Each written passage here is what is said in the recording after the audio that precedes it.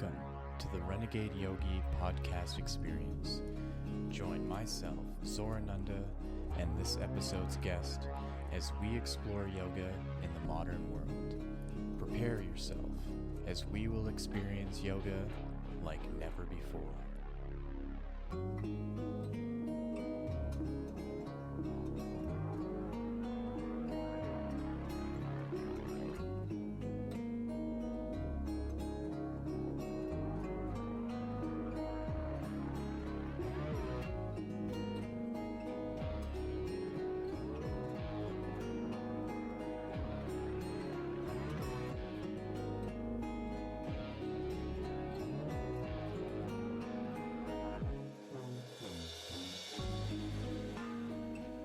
Hello and welcome to the Renegade Yogi Podcast Experience.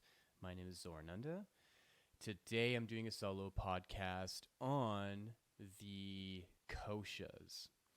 So this is going to be a general introduction just to go over the 5 koshas, and then I'm going to go into each one in depth individually one at a time. So this whole series is going to be about 6 episodes, where Episode 1 of the series is going to be this one here about the introduction, and then the other 5 we're going to dive into all of the koshas. So before I go into that, I'm not really feeling too well. I've been sick for the last few days, so I might cough here and there, so I'm going to try to cough away from the mic if that happens. Also, I've been on a bit of a hiatus. I haven't been uploading episodes as frequently as I want to, especially over the Christmas break and now into the new year. I'm doing my best to recalibrate why I'm doing this podcast, and so I'm still keeping in mind the original ideas that I had from last year. So like this series going into the koshas, I'm tracking forward on this idea of really explaining what all the energetic systems are, just like what I did last year in the summer with the chakras. So now I'm going forward with the koshas. The next is going to be the pranavayus. And so my next endeavor is to start booking more people so I can start doing more interviews. The thing is that most of the interviews are going to be in person, and I have this bit of a dilemma of having a pretty savage dog who doesn't really like people coming over, and I'm in this process of training him so that I can actually have guests over. So I made a list of people that I want to have as guests, and I made sure to have most of them as Zoom guests for now, because for me, it doesn't really matter if they're in person or they're in Zoom, because I'm more so only doing audio than I am doing video. I found I'm getting more traction on my audio listeners than I am in my video posting to YouTube. Yeah, and I don't really like YouTube. I already had like 3 kind of not strikes, but they took down my channel 3 times for the silliest things. So I'm kind of over that, and I just want to stick to audio.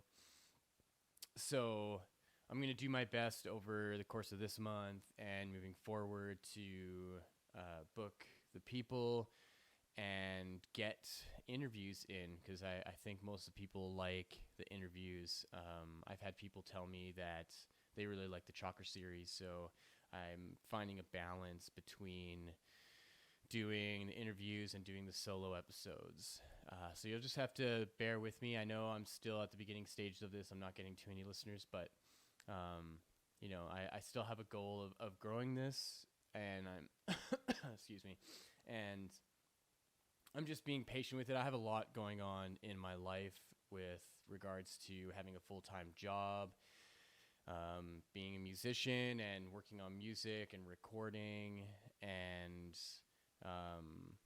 just my own goals to be more financially successful and stuff like that. So there are some priorities, and I've kind of put this project on the back burner, and now I'm just navigating the times to put out episodes, especially with solo ones like this. I can just sit down at any point and do it. So with that out of the way, let's get into the introduction for the koshas. So kosha literally translates to layer or sheath, and there are 5 of them. So if you are seated down somewhere and you have access to computer or you're on your phone, just simply Google, or if you use DuckDuckGo, just look up koshas. So it's Koshas. And, the search menu will bring up already, like for me, it's bringing up Koshas Yoga, Koshas 5, Koshas Diagram. So I'm going to pick the Koshas Diagram and click on Images. And you'll see a whole plethora of images, right? So let's see. I'll pick. There's just one that says 5 koshas, and it kind of shows a person seated in meditation, and then they shows like 5 different versions of it. So so the first kosha is the Annamaya kosha, which literally translates to food sheath. Annamaya is food. It'll also be considered the physical layer, so it's your body. The second is Pranamaya kosha, and Pranamaya literally translates to life force sheath, prana being life force. The third is Manomaya kosha. Manomaya can be the mental or emotional. They're kind of in a package together. The next one, or the fourth one, is the Vijnanamaya kosha. So Vijnana, the root in Vijnana is Jnana, so Jnana, which means knowledge or wisdom. So this is the wisdom sheath. And the final sheath is Anandamaya kosha, and Ananda means bliss. So the interesting thing about the words here is that they incorporate Maya, and Maya means illusion. And I'm still trying to unpack why this would be a part of it, but I think it has to do with the idea that this is all a construct. So to consider our existence as these sheaths or layers is a construct to understand the path that bliss, or the path that Ananda takes to manifest the physical body. Because even though I identified the koshas from physical to bliss, that the actual trajectory is from the bliss sheath or the bliss body into the physical, that there's this kind of condensation, or this condensing from something ephemeral to something physical. So what I found helpful in understanding the koshas is applying it within my life. So in a yogic perspective, so I would look at Annamaya kosha, the physical sheath or the food sheath, and I look at the foods that I'm eating, right? And then when I look at Pranamaya kosha, the life force sheath, I look at generally my energetic stasis or my energetic levels. And then when I go to Manomaya kosha and I look at the mental, emotional, I look at how influential my thoughts and emotions are to directing how I'm going to react to things. And then when I look at the Vijnanamaya kosha and the wisdom sheath, I look at generally how am I treating myself and others, and what wisdom I'm acting upon to be a compassionate person, which leads into Anandamaya kosha, the bliss body or the bliss sheath, that there's a transmittance of divine energy from Anandamaya, from this layer of bliss, through me and out into the world. And so this whole step-by-step process is something that I'm considering as regularly as possible. And of course, I'm human, so I have all the distractions in the world to prevent me from really focusing on this daily. But I do my best to consider that the constructs that make up the koshas allow me to understand something about myself that I wouldn't understand if I didn't know or I didn't have these tools available to me. And that's essentially what yoga is. Yoga and the philosophies and the psychologies and the practices are tools in helping you to understand how to navigate from having a mind that is more physically orientated, a mind and a state of being that's more materialistic, to a mind and a state of being that is more spiritual. So the materialistic side of ourselves is really the prominent experience of ourselves totally, right? So what the yoga practice can do, and say in this case what the koshas can do, is it can teach you how to train your mind to be more active spiritually. And so that the mechanism of the mind is basically fueled by spirituality rather than being fueled by a materialistic sense.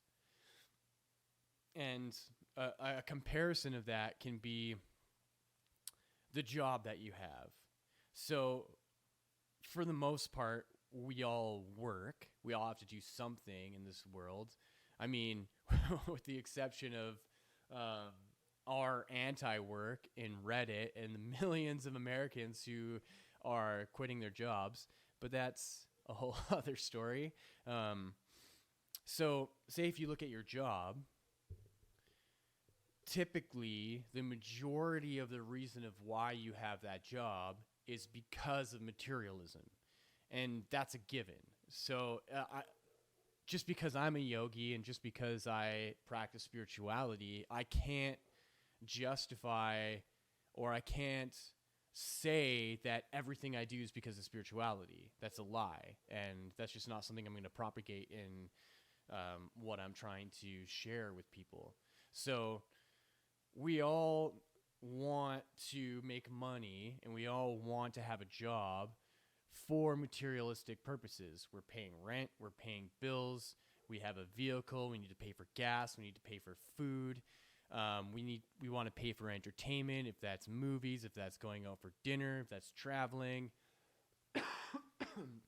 whatever it is, right? So you can really see that like pretty much 90% of why we do what we do on this planet is because of material means, if it's, you know, exactly what I listed. So we need to ask ourselves, why is there only a small percentage of what we do geared towards something spiritual? And we may not even really be aware of it.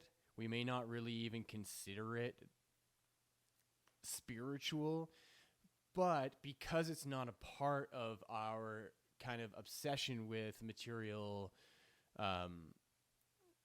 experiences, that small percent is spiritual in the sense that we have experiences in our workplace that allow us to act from something internal, to act from a place within ourselves that is, it can be spontaneous, right? So that could be a conversation with a coworker that you're not getting paid for this conversation, but your coworker confides in you in something, and you help that coworker out in that moment in dealing with the situation that came up for them, right? So I would lump that into spirituality because it's coming from a place that isn't a part of your list of why you go to work, right? And so say if we were to look at the koshas and we were to try to understand where that influence could be coming from, right? So if you still have that image of the koshas up, right? So Anamaya kosha is going to be the predominant one. So you're at work physically and you went to work prominently because you need the money to be able to buy food, to be able to pay for your shelter, to be able to keep your physical self safe so that you can continue living, right? Pranamaya kosha is involved because it took energy for you to actually get to work, for you to get up and do the things that you need to do in the morning, get into your vehicle or get onto your bike or get to the bus, however you get to work. There's energetic exertion, right? Then there's the mental sheath, because now when you're at work, you have tasks to do. If you're working at an office, you're working in a warehouse, if you're working in a plant, if you're wherever you're working, there's a mental focus that's needed in order to complete your tasks. Okay. So then where does the wisdom sheath and the bliss sheet come into play? So because typically we're so focused on those first three, our awareness doesn't allow for us to actually enter into those other ones, because those other ones call for a more meditative state of mind. And that meditative state of mind isn't conducive to the life we live, isn't conducive to the environment of our workplace and the environment of our school, right? And that's all depending on where we work or where we go to school, right? But for the most part, the first three sheaths are the most active. So this is where the spontaneity of spirituality comes in, where the wisdom sheath and the bliss sheath, just the energies of them flow through just kind of randomly. When you're at work, you're doing the thing that you normally do, and then you suddenly have a coworker that comes to you and seeks for advice on something or just needs to vent.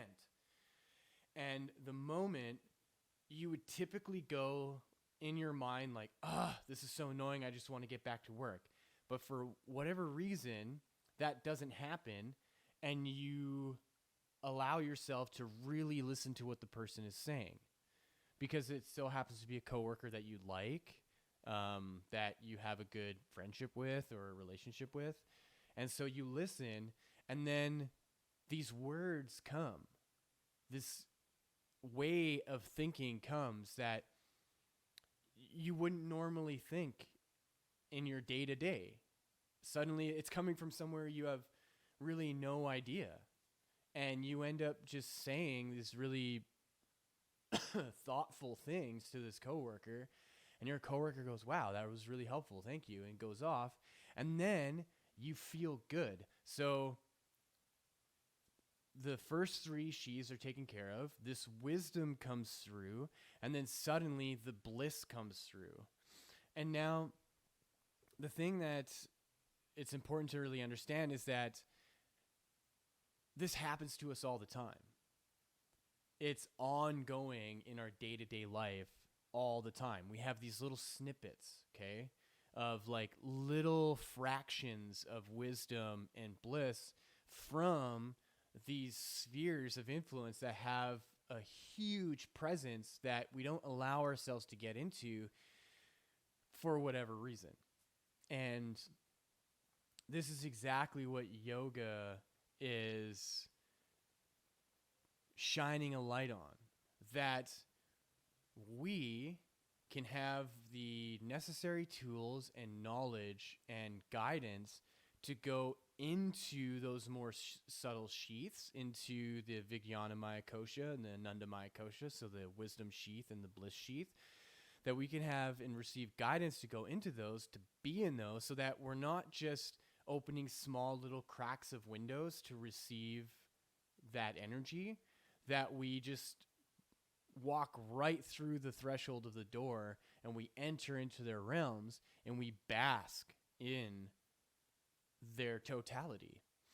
And so what that calls for is to let go of those first three sheaths, right? But because we have such a strong attachment to them, it's really hard. There's way too many justifications in our mind to need to be focused on everything about our physicality, everything about our just physical energy, everything about our mind and the contents of it and the fluctuations of the emotions, that in order to enter the more subtle ones, it takes a lot of practice, and it takes a kind of devotion to understanding how to increase the percentage of spirituality. So like I said earlier, if our spirituality is really at a level of like 10%, and that 90% of the time we're hyper focused on just all the physical things in our lives, that what the yoga practice is doing is it's calling for us to increase that spiritual percentage. And it fluctuates. So it's not something that is going to just increase at a whim because you're doing a spiritual practice. You can be practicing every day, and years later, you come back to a point that you were at 4 years ago, and you're just baffled by it. And you're like, I thought I fixed this. I thought I had overcome this. I thought I had done something to change who I am so this doesn't happen anymore.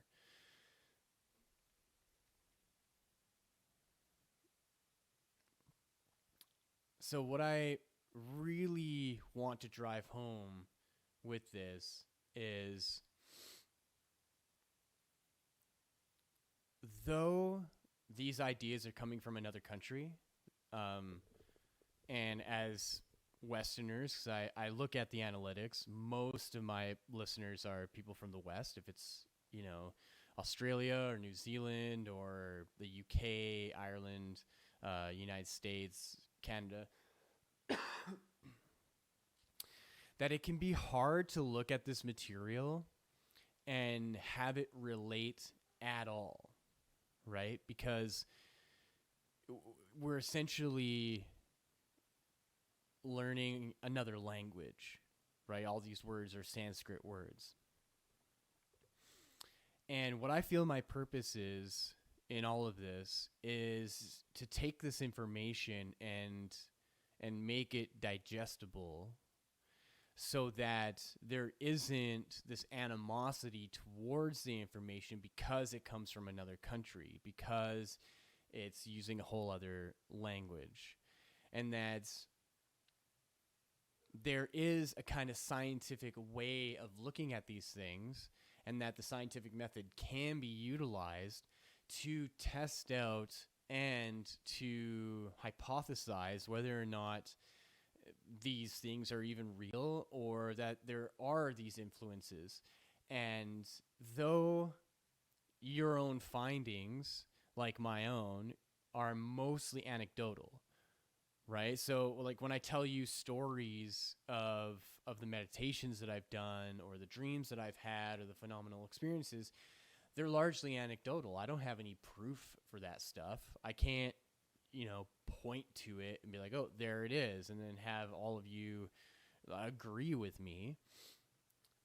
But what I think is that, to me, it doesn't matter. it doesn't matter that I can't prove any of this stuff. It doesn't matter that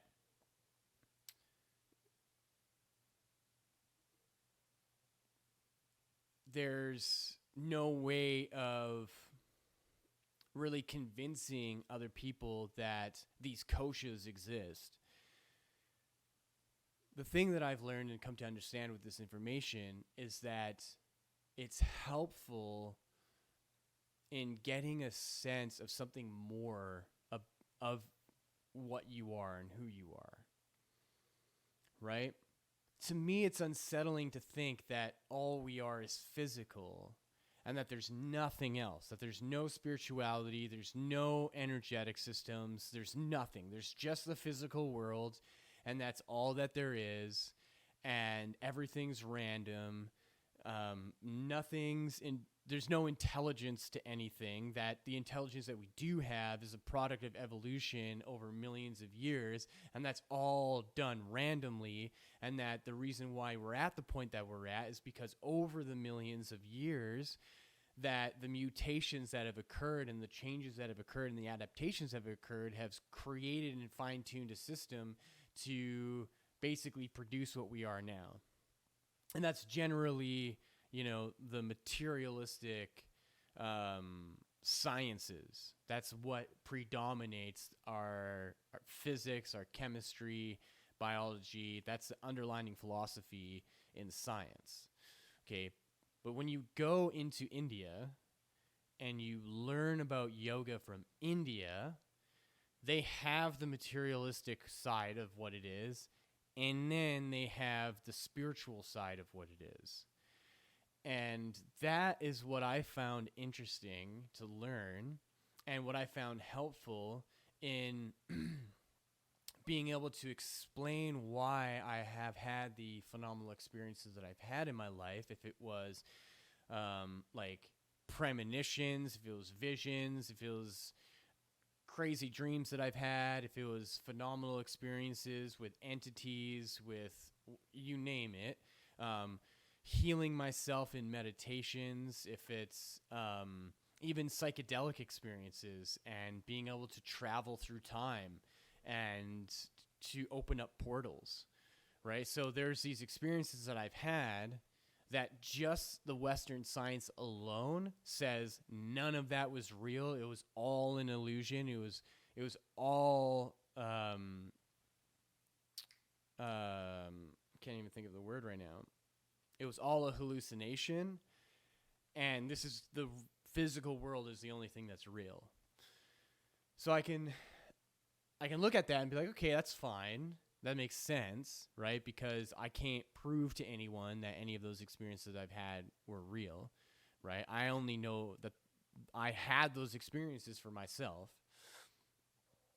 But then on the yoga side says there's value knowing that you had those experiences, but everything's an illusion.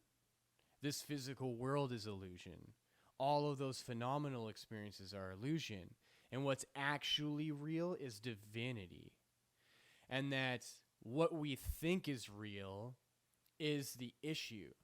And that we have to go beyond what we think. And we have to go beyond our perception. And we have to go beyond what it is that we've become so attached to. And that we are inherently attached to the physical world because of being born into it and being so closely knit to all the constructs of our physicality, from the just gross mass of our body to the subtleties of our nervous system.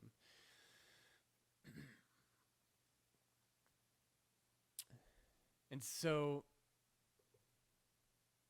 how the koshas work with all of this and how that they're helpful is that they are a trajectory into divinity, right? So from the physical, the Annamaya kosha, to the non-physical, the Anandamaya kosha, that what we experience when we utilize our practice towards Anandamaya kosha is that we enter into what our true sense of ourself is and what the true reality is, quote unquote.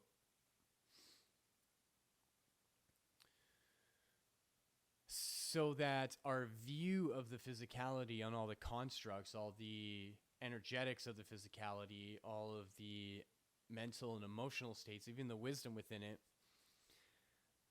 that we see how the blueprint of all that stuff is derived from divinity, and it's derived from Anandamaya Kosha.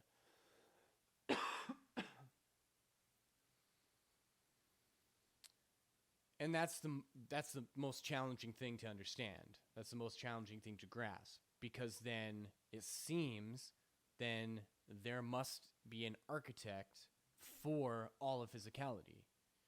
But that goes against what I just said about what the materialist science has to say about that there is no architect, because there's no detection of it. You can't find it. You can't see it.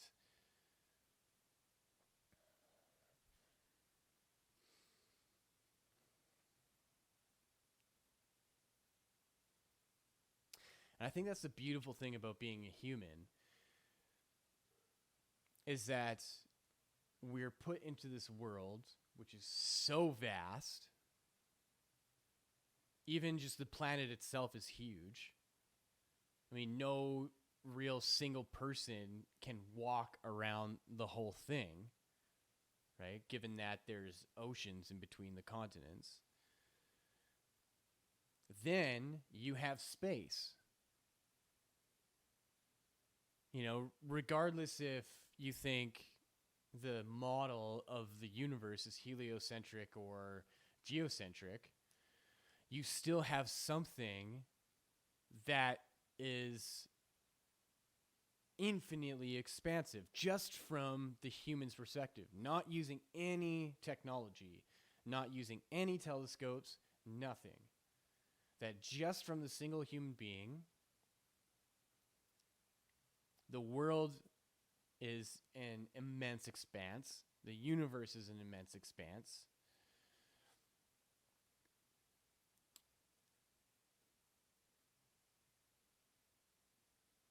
And the knowledge that we have either points towards the scientific way, like I mentioned, or the more philosophical way and the more religious way, that it leads into a totality of divinity. And so what I've asked myself is, where am I going to benefit the most as a human being on this planet? Am I going to grow more as a human only believing in the material side of it? Or am I going to grow more believing that there is a more spiritual side to it? Personally, what I've chose is the spiritual. Because in my mind, the phenomenal experiences that I've had aren't answered by science. They're not even answered by most religions. And so where I've found the answers is within yoga. I found more of the answers from teachers and from scriptures, from the Vedas, from the Upanishads, from the Mahabharata and the Bhagavad Gita, and other books, from Paramahansa Yogananda to Sri Yukteswar and Lahiri Mahasaya to Yogi Raj, Siddhanath Gurunath. And what I've concluded is that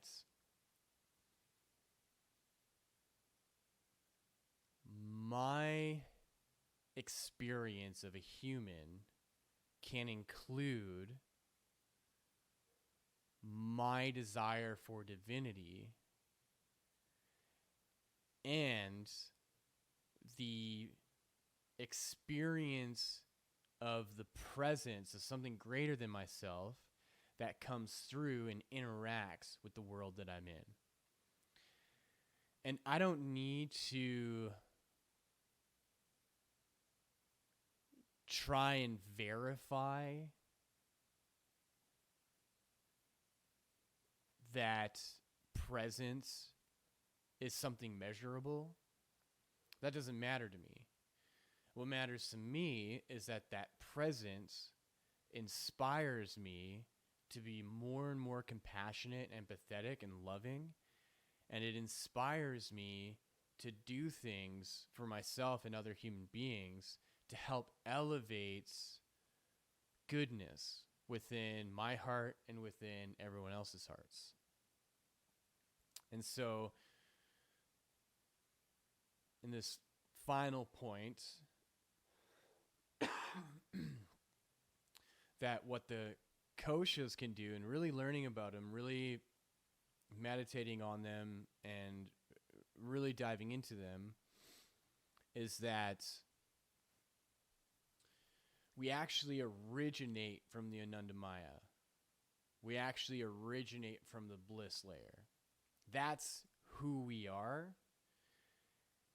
And the way that the bliss body transforms into the physical is who you are today.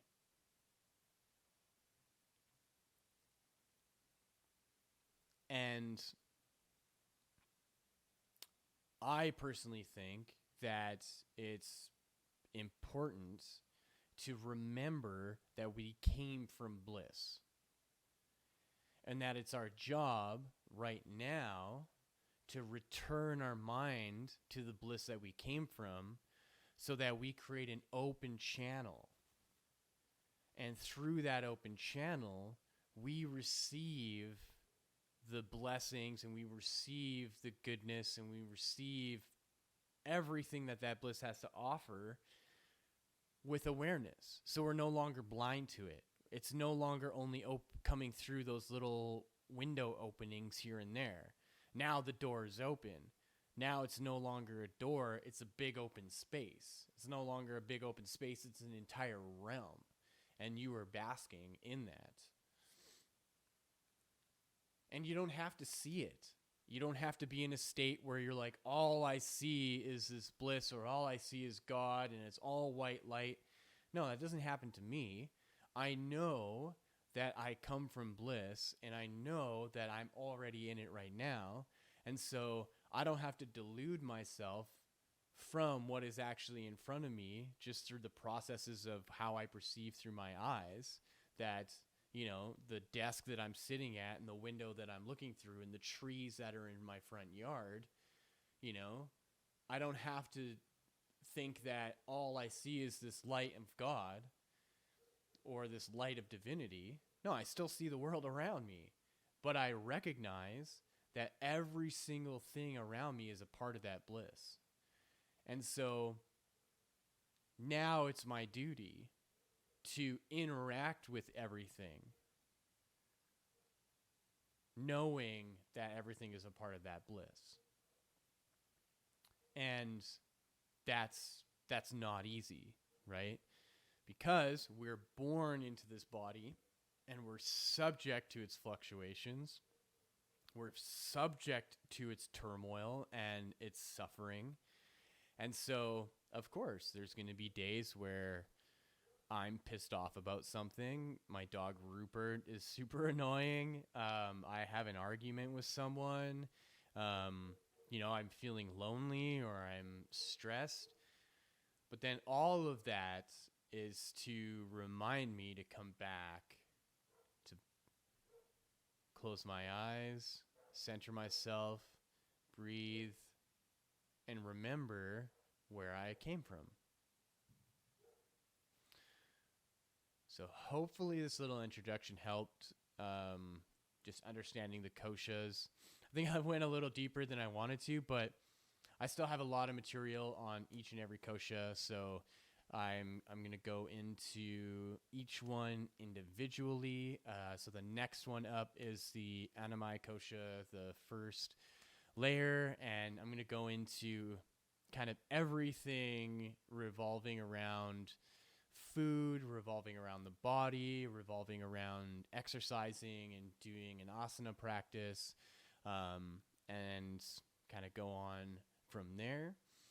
And like I said in the intro, I'm going to book some interviews as well too. So I'm going to do my best to kind of interchange between solo episode and an interview, but that's going to be based on whether the people that I have on my list agree to be my guest and what days they're available for. So this week, throughout the next, I really want to get these episodes on the Koshas out, so I can get into the next ones on the Pranavayus as well.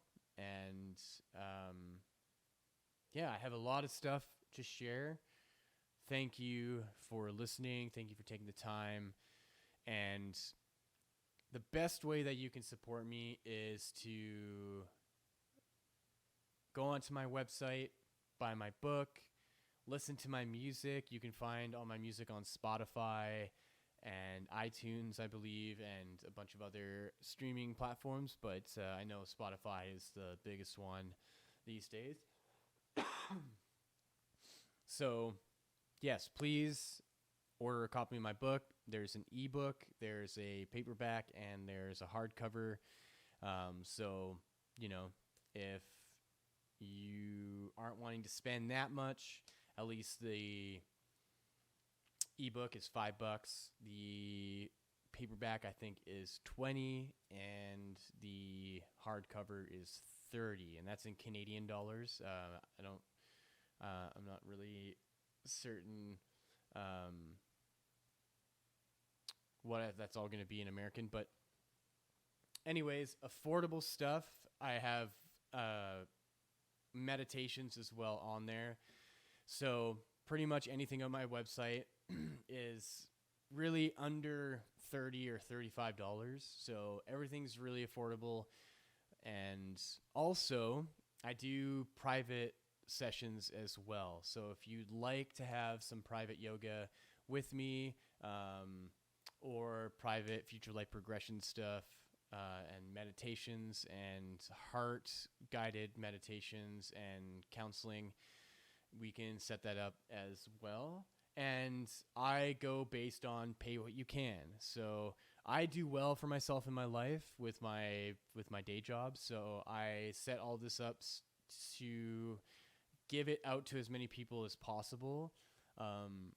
So if other than the books are their set price and the meditations are their set price. But when it comes to one-on-one private stuff, say if it's yoga, if it's meditation, if it's counseling, that is all pay what you can. So please feel free to reach out to me. I'm on Instagram at yogi.zornunda. You can email me through my website as well. So you can go to www.zornunda.com. So that's ZORANANDA.com.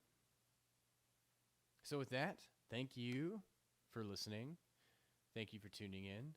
Thank you for supporting me in what I'm doing here. I'm happy to support you in what you're learning in all of this. So have a wonderful rest of your day. Enjoy.